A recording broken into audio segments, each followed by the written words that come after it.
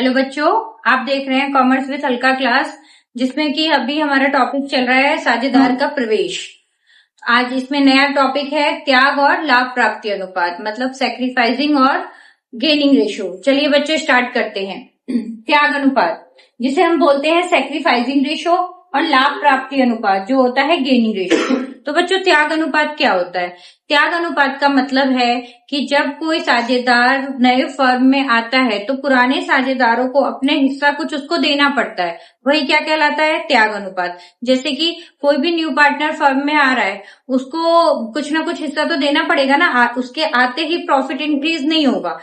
जब कोई साझेदार नया फर्म में प्रवेश करता है तो वो अपने साथ कुछ पूंजी के रूप में राशि लाता है और कुछ गुडविल के लिए लेके आता है। तो पूंजी और गुडविल के बदले उसे फर्म से लाभ भी मिलेगा।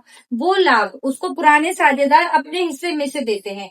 जैसे कि मान लीजिए पुराना रेशो है 2:1 और कोई नया पार्टनर आ गया है। ये तो रेशो में हो गया, रुपीज है, मान लीजिए 100 रुपीज है, और कोई नया पार्टनर आ गया। पुराने साझेदार उसको 50-50 में बांटते हैं, पुराने पार्टनर।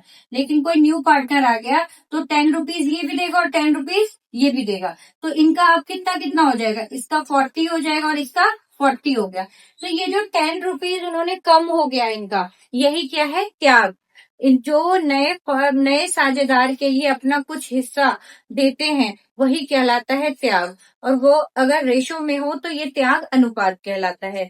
उसी के अपोजिट लाभ प्राप्ति अनुपात, गेनिंग रेशो। गेनिंग रेशो का मतलब है जब कोई साझेदार फर्म छोड़कर जाता है, जब आएगा तो उसे हमें कुछ हिस्सा देना पड़ेगा। लेकिन कोई पार्टनर जब फर्म छोड़कर जाता है तो उसके हिस्से की राशि जो पुराने साझेदारों को मिलने लगती है, तो वो होता है लाभ प्राप्ति अनुपात या गेनिंग रेशो। इसमें क्या होता है भाई? इसमें पुराने साझेदारों का हिस्सा बढ़ जाता है। क्यों? क्योंकि कोई एक पार्टनर फर्म छोड़ के चला गया। ये दोनों क्वेश्चन आपके 2-2 मार्क्स में भी आएंगे, जिस वेरी शॉर्ट में, या इसके लघु में पूछे जाएंगे आपसे कि त्याग अनुपात और लाभ प्राप्ति अनुपात में अंतर लिखिए। तो आप ये अंतर किस प्रकार लिखेंगे? सबसे पहले आप लिख देंगे अर्थ। अर्थ क्या होता है? पुराने साझेदार द्वारा अपने हिस्से का नए साझेदार के पक्ष में त्याग अनुपात कहलाता है। मतलब किसी भी पुराने साझेदार द्वारा नए साझेदार के लिए जो अपना हिस्सा दिया जाता है वही क्या कहलाएगा? त्याग अनुपात। इसी के अपोजिट साझेदार के अवकाश ग्रहण करने पर, जब कोई पार्टनर फर्म में आता है तब जो अवकाश ग्रहण करेगा, शेष साझेदारों को अवकाश ग्रहण करने वाले साझेदार का लाभ का भाग जिस अनुपात में अधिग्रहित किया जाता है, मतलब जाने वाले पार्टनर का हिस्सा जो पुराने साझेदार को मिलेगा, वो कहलाता है लाभ प्राप्ति अनुपात या गेनिंग रेशियो। ये हो गया अर्थ।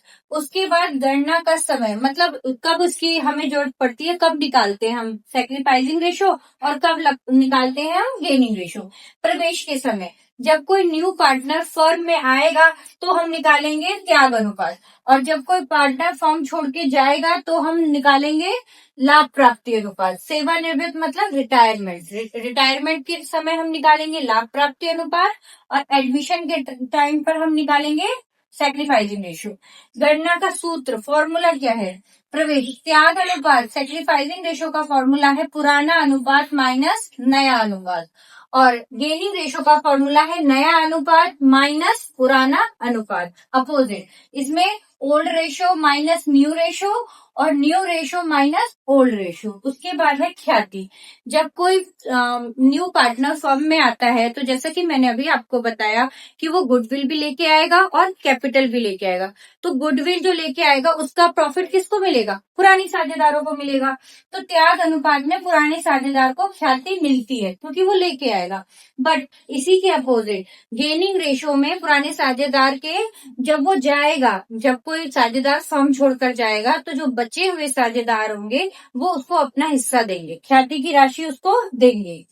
प्रभाव, क्या फर्क पड़ता है? पुराने साझेदार की राशि घट जाती है।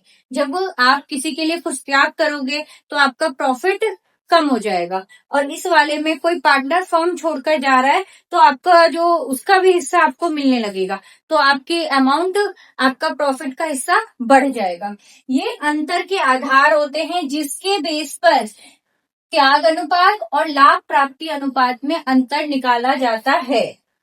तो बच्चों ये आपका फॉर्मूला जैसे एमसीक्यू में आ जाएगा कि प्रवेश के समय त्याग अनुपात का क्या सूत्र होता है, तो ये आपको याद होनी चाहिए। एक क्वेश्चन में आपके 2-3 क्वेश्चन निकलते हैं छोटे छोटे, जैसे त्याग अनुपात किसे कहते हैं, लाभ प्राप्ति अनुपात किसे कहते हैं, इसका फॉर्मूला क्या है, इसका क्या प्रभाव पड़ता है, ख्याति घटती है तो बढ़ती है या त्याग अनुपात होने पर ख्याति घट जाती है या बढ़ जाती है, मतलब क्या चीजें होती हैं जिनसे इस पर फर्क पड़ता है।